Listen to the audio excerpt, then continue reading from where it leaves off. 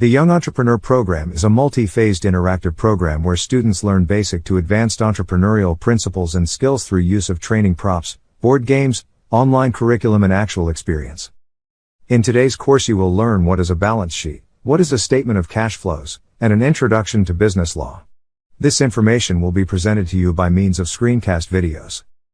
After viewing this video, if you have any questions about the content, questions about the course, or would like to know how you can make the Young Entrepreneur Program available to your school or organization, please contact us at contact@bayscholars.org. The next financial document you need to be familiar with, and the most important of the three documents, is the balance sheet. The purpose of the balance sheet is to show the appropriate parties and/or authorities that the business's account is indeed balanced. The balance sheet is the financial document where the financial equation is on full display. This is where you will see in detail all of the business's assets, liabilities, and owner or stockholders' equity. We will look at a sample balance sheet that has been created in the spreadsheet. This balance sheet is for XYZ Incorporated. On this sheet, our focus will be on 4 columns: column A, column C, column D, and column F. Column A focuses on assets. Cell A1 is where we would find the main category heading. Cells A2 and A11 are subcategory headings, which are current assets and fixed assets. Cells A3 through A8 are subcategories of current assets. Cell A9 is the total for current assets.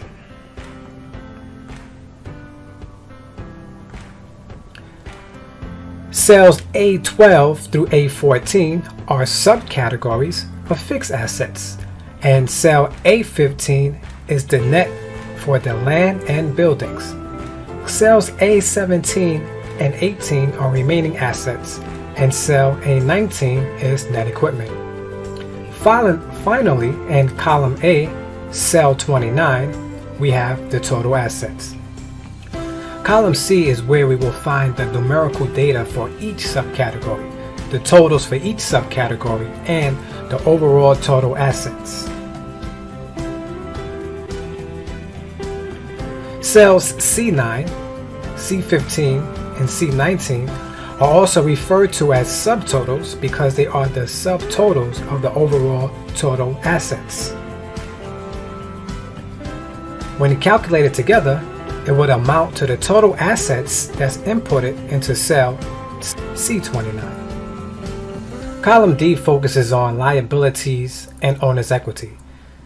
Cell D1 is the main category heading. Cells D2 and D16 are the subcategory headings, which are current liabilities and long-term liabilities. Cells D3 through D13 are the subcategories of current liabilities.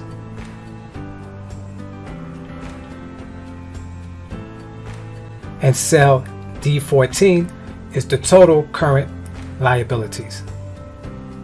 Cells D17 and D18 are the subcategories of long-term liabilities. And cell D19 is the total long-term liabilities. Cell D21 is the total liabilities. Cell D23 is where we find our category heading for owner's equity. Cells D24 through D26 are the subcategory for owner's equity. And cell D25 is the total owner's equity. Cell D29 is where we find the heading for total liabilities and owner's equity. Column F is where the numerical data for the subcategories of current liabilities, long-term liabilities, owner's equity, and total liabilities and owner's equity have been inserted. We're not going to focus on the subcategories of the assets, liabilities, and owner's equity. Their placement on this sheet is just for us to get an idea of how a balance sheet looks and how each part of the equation is broken down into detail. What we will do, however, is calculate each section of this balance sheet to determine if indeed this business account is balanced.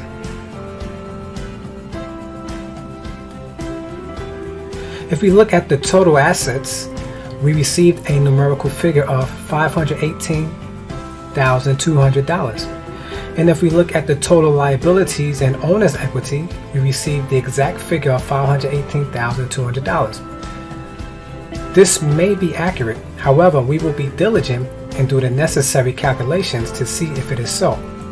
You must always check and double check to make sure the account is balanced. The first section we will calculate is the current assets. To calculate the current assets, we will put the necessary formula into cell C9. In cell C9, we will insert equals C5 plus C6 plus C7 plus C8 and either press return or click on another cell.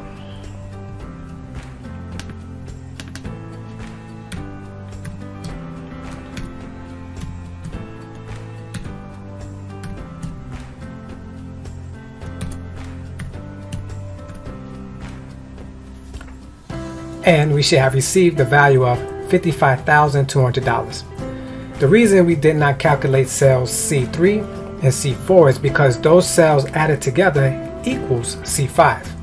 So C5 is our starting point. The next section we will calculate is net land and buildings under the fixed assets. To calculate the net land and buildings, we will have to insert the proper equation into cell C15. The formula we will enter is equals C12 plus C13 minus C14. The reason we are subtracting cell C14 is because of depreciation. Depreciation means to decrease.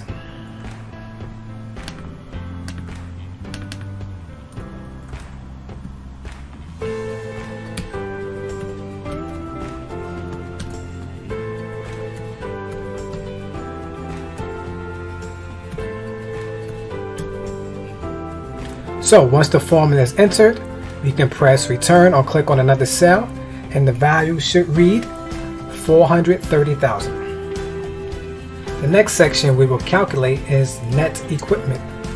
To calculate net equipment, we will insert the proper formula in cell C19. The formula we will enter is equals C17 minus C18. Remember that depreciation means decrease. That's why we are subtracting.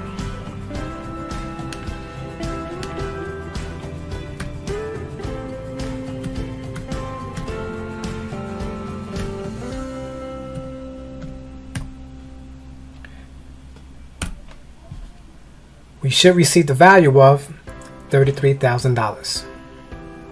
Now we need to calculate the total assets. To do this, we need to insert the proper formula into cell C29. In cell C29, we insert equals C9 plus C15 plus C19. Cells C9, 15, and 19 are the subtotals of the total assets.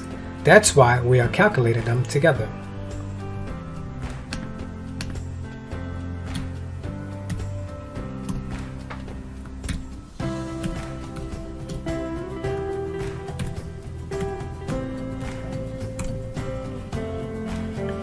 We should receive a value of $518,200. We now know that the total assets equals $518,200. Let's see if total liabilities and owner's equity are the same.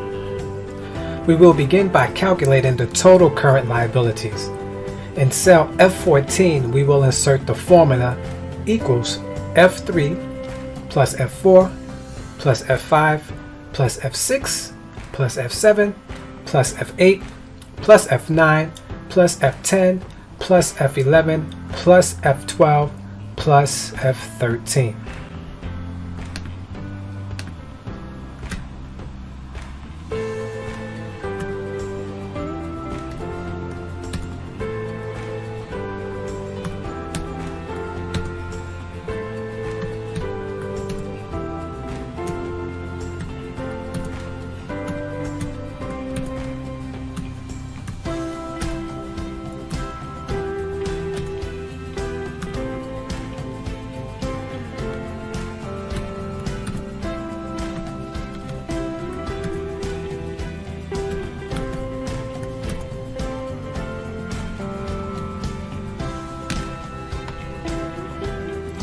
This should give us the value of $24,950. Next, we will calculate total long-term liabilities. In cell F19, we will insert the formula equals F17 plus F18.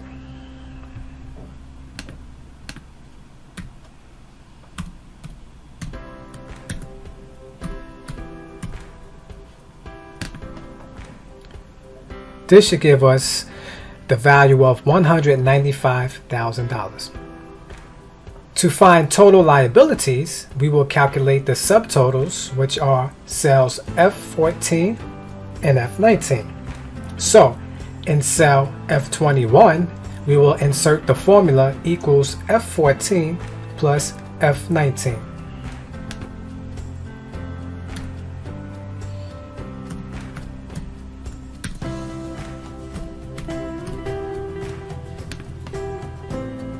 Which should give us the value of $219,950. To calculate owner's equity, we will insert the formula inside cell F27 equals F24 plus F25 plus F26.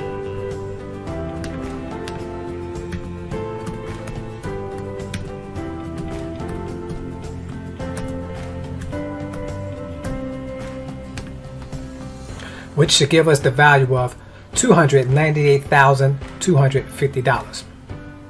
Now, to find liabilities and owner's equity, we will calculate total liabilities and total owner's equity. So, in cell F29, we will insert the formula equals F21 plus F27.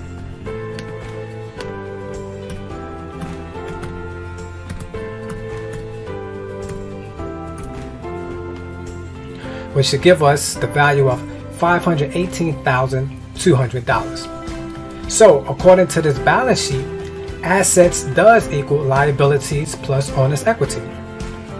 You've learned how to successfully calculate a balance sheet. However, there is much more to learn about this document.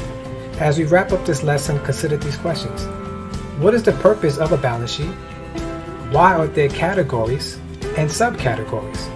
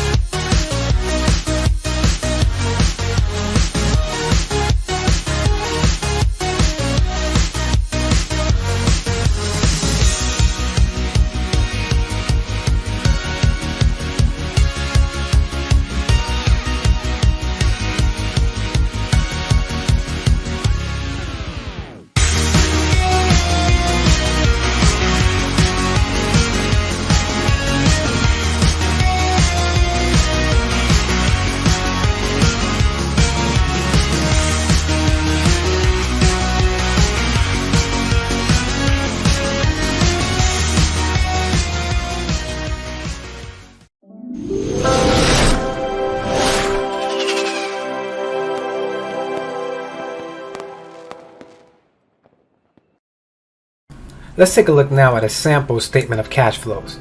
This statement is from XYZ Inc., whose fiscal year ended on December 31st, 2019. The headings that are in blue represent the three different activities of the company. Underneath the cash flow from operations, we have the net earnings, which is $2 million.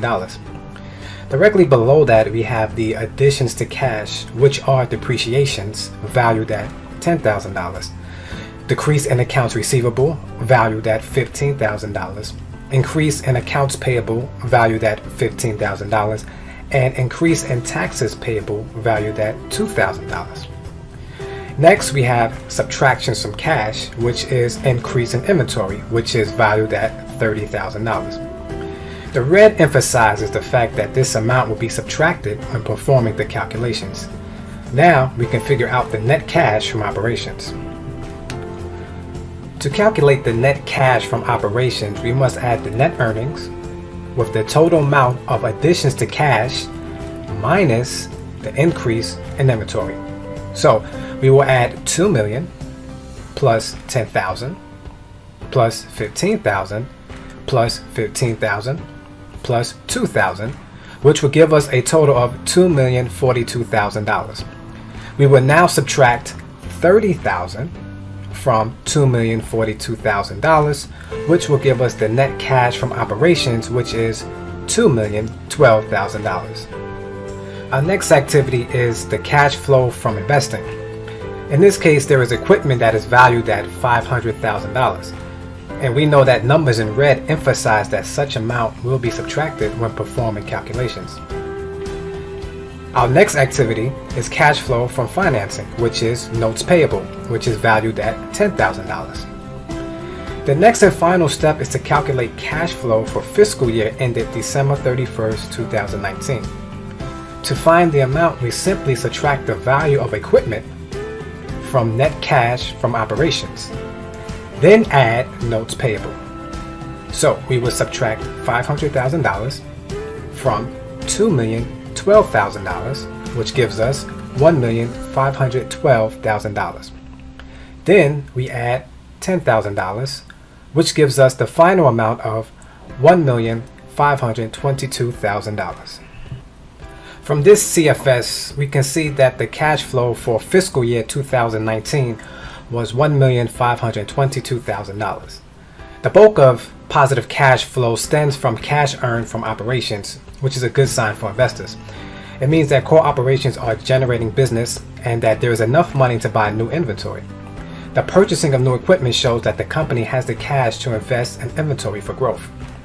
Finally, the amount of cash available to the company should ease investors' minds regarding the notes payable, as cash is plentiful to cover that future loan expense. As we wrap up this lesson, consider the following questions. What is the purpose of the statement of cash flows? Can a business decide not to include a cash flow statement in their reports?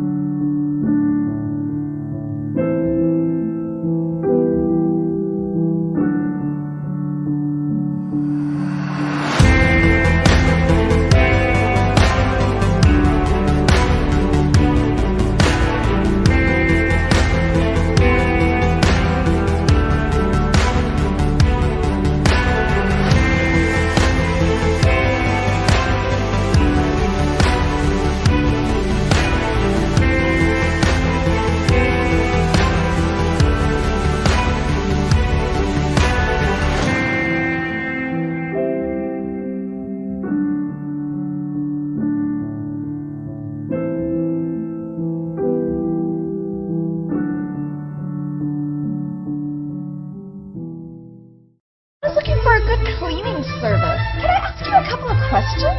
Can you clean my garage? Can you steam my carpets? Can you work really fast? Do you provide your own cleaning supplies? Can you work around my schedule? Do you screen your workers? Can you clean my business too? Okay, I don't need my husband anymore.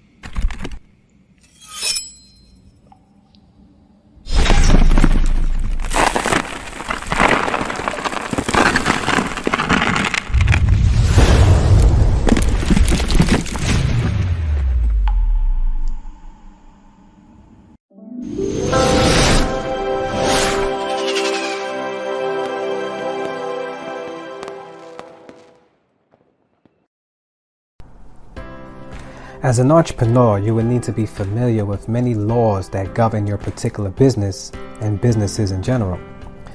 In addition to that, you should be familiar with laws that apply to you as an individual. In this course, we will go over some of the laws you need to be familiar with so that you will not only be aware, but that you will have a basic understanding. The United States Constitution is considered the supreme law of the United States of America. The Constitution is made up of articles and amendments that explain how the government should be structured and what rights are given to those protected under the Constitution. In addition to the United States Constitution, each state have their own constitutions. So there are a total of 51 constitutions in the United States of America. Just as the U.S. Constitution is the supreme law of the United States of America, each state constitution is the supreme law of that particular state. The Constitution established 3 branches of government. They are the legislative branch, the executive branch, and the judicial branch. Each branch is responsible for creating laws, although it may not be referred to as laws. The United States and each of the 50 states have a legislative body. The legislative body is composed of 2 groups normally referred to as the Senate and House of Representatives. In some states, it's the Senate and Assembly. No matter what they are referred to, they are responsible for creating a specific type of law called statutes. Statutes are detailed laws that the Constitution did not specifically address. In order of importance and authority, the Constitution comes first and statutes are next. The United States and each of the 50 states have an executive body. On the federal level, the head of the executive body is referred to as the president. On the state level, the head of the executive bodies are referred to as governors. There are many parts and agencies that make up the executive body. Although the executive bodies must adhere to the Constitution and the statutes, they also create laws known as regulations. These regulations must be supported by the Constitution, and these regulations will be strictly enforced. The United States and each of the 50 states have a judicial body as well. The judicial bodies are referred to as the court system. The highest court of the United States of America is the Supreme Court of the United States. This court has 9 judges, known as justices, that hear matters of jurisdiction that are presented in. All constitutional matters will be heard in this court. Whatever the justices decide about a particular case, that decision will create a new law known as case law. On the federal level, there are other courts inferior to the Supreme Court that focus on their own subject matter and personal jurisdictions, and they as well have the power to create case law. The same applies on the state level. Each state have their own high court, whether it be referred to as supreme or not, and inferior courts that operate under subject matter and personal jurisdiction and can create case law for their respective states. All 3 branches of government have much more complex functions. However, this is a basic introduction to how they function as far as law is concerned. As a business owner, you will be affected by the laws of each of the 3 branches on the federal level as well as the state level. Not all law that applies to business is created by government authorities. As we shall see in the next lesson, there are laws that were created by ordinary people who wanted to improve the way business is conducted throughout the United States of America. What started out as a suggestion was eventually adopted by many states and has authority that even rivals that of the Constitution. As we wrap up this lesson, consider the following questions. What is the supreme law of the United States of America? What are the 3 branches of government?